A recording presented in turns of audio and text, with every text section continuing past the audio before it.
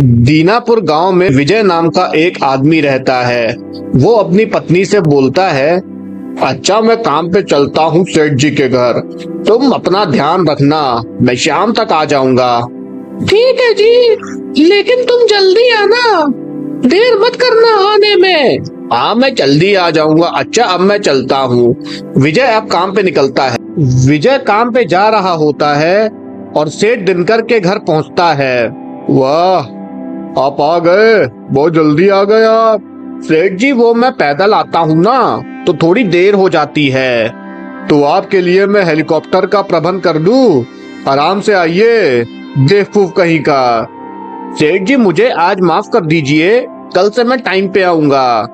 कल से देर हुई तो तेरी पगार काट लूंगा मैं, समझा? जी सेठ जी। अब विजय अपना काम करने लगता है और धीरे धीरे शाम हो जाती है और विजय अपने सेठ से कहता है, सेठ जी शाम हो गई है, मैं निकलता हूँ। हाँ जाओ, कल से टाइम पे आना, नहीं तो तुझे निकाल दूंगा। अब जा, चल निकल। अब विजय निकल जाता है। विजय अपने घर जा रहा होता है और घर पहुंचता है। विजय की पत्नी शीला बोलती है, अरे तुम्हें आज बहुत लेट हो गया। हाँ वो थोड़ी देर से पहुंचा था ना मैं काम पे, इसीलिए थोड़ी देर तक काम किया आज मैंने। अच्छा आप बैठिए, मैं आपके लिए खाना लगाती हूँ। हाँ ले आओ खाना। अब शीला अंदर से खाना लेने जाती है और खाना लेके आती है। विजय खाना खा रहा होता है और शीला विजय से बोलती है, सुनिए जी, मैं ये कह रही थी कि कल तो पगार का दिन है ना। हाँ कल सेठ जी पगार देंगे, तो घर के लिए सामान लेते आइएगा, आते वक्त घर में कुछ भी नहीं है। ठीक है कल मैं ले आऊंगा। अब विजय खाना खाता रहता है। अब विजय अगले दिन फिर से काम पे जा रहा होता है और सेठ दिनकर के घर पहुंचता है और काम करता रहता है। विजय सेठ से पैसा मांगता है, सेठ जी वो आज पगार का दिन है, तो पगार दे दीजिए। अभी निकल चल, अभी कोई पगार नहीं मिलेगी, परसों आना, दे दूंगा पगार। सेठ जी मुझे पगार दे दीजिए, घर में कुछ भी नहीं है। अरे तो मैं क्या करूं, अपना घर नाम कर दूं क्या? चल निकल अब यहाँ से। ठीक है सेठ जी परसों दे दीजिएगा पगार। अब विजय चला जाता है। विजय अपने घर जा रहा होता है और घर पहुँचता है। सेठ जी ने पगार दे दी तुम्हें? वो अभी नहीं, परसों देंगे। क्या? अरे घर में खाने को खाली चावल है और वो भी थोड़े से ही है। परसों तक चला लो, परसों सेठ जी पगार दे देंगे। ठीक है, लेकिन परसों पगार ले आना। हाँ ले आऊंगा। अब 2 दिन बाद विजय फिर से सेठ से पगार मांगता है। सेठ जी पगार दे दीजिए। चुप कर और निकल यहाँ से। पगार चाहिए तुझे इस महीने की? नहीं मिलेगी, जा। सेठ जी ये क्या कह रहे हैं, मेरे घर में खाने को कुछ भी नहीं है, आप ऐसे मत करिए। क्या जबान लड़ाता है? जा मैं तुझे नौकरी से निकालता हूँ, वैसे भी तेरी यहाँ अब कोई जरूरत नहीं है। सेठ जी ऐसा मत करें, मैं सड़क पे आ जाऊंगा। अरे तो मैं क्या करूँ, तुझसे कोई काम तो होता नहीं है, एकदम बेकार है तू।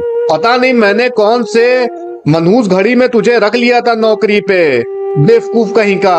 अब चल निकल यहाँ से। सेठ जी मुझे मेरे पैसे तो दे दीजिए। अरे जा निकल, नहीं तो तुझे धक्के मार के निकाल दूंगा। जा भाग जा यहाँ से।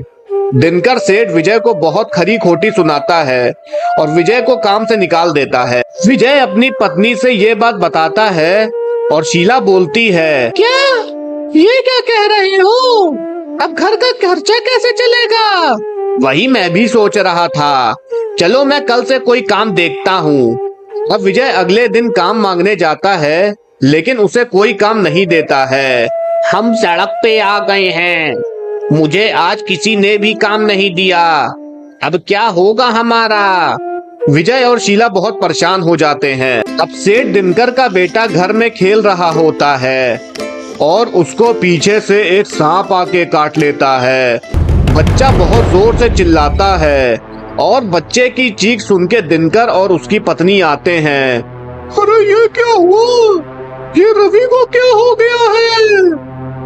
अरे ये इसका चेहरा तो एकदम नीला पड़ रहा है, लगता है इसे सांप ने काट लिया है। इसको जल्दी हॉस्पिटल लेके चलते हैं। अब दोनों माँ बाप बच्चे को हॉस्पिटल लेके जाते हैं। दूसरी ओर विजय और शीला दूसरों से मदद मांग रहे होते हैं और सेठ दिनकर अपने बच्चे को हॉस्पिटल लेके जा रहा होता है और उसको विजय मिल जाता है रास्ते में। सेठ जी, ये रवि को क्या हो गया है? इसको सांप ने काट लिया है। अरे इसका चेहरा तो एकदम नीला पड़ गया है। तुम हटो हमारे रास्ते से। अरे सेठ जी, जब तक आप हॉस्पिटल पहुंचेंगे बहुत देर हो चुकी होगी। मुझे जहर निकालना आता है, मैं इसका जहर निकाल देता हूँ। अब विजय रवि का जहर निकाल देता है और रवि एकदम ठीक हो जाता है और सेठ दिनकर को अपने किए पे बहुत पछतावा होता है। विजय, मुझे माफ कर देना, मैंने तुम्हारे साथ बहुत बुरा किया, मुझे माफ कर दो विजय। अरे सेठ जी, आप मेरे सेठ हो, आप मुझसे माफी मत मांगिए। तुम बहुत महान हो विजय, अब तुम मेरे यहाँ ही काम करोगे और तुम्हारी पगार होगी डबल। और ये लो पिछले महीने की सैलरी तुम्हारी। धन्यवाद सेठ जी। अब विजय और शीला बहुत खुश हो जाते हैं। तो दोस्तों, यही पूरी कहानी थी। अगर आपको कहानी पसंद आई हो तो चैनल सब्सक्राइब करें। धन्यवाद।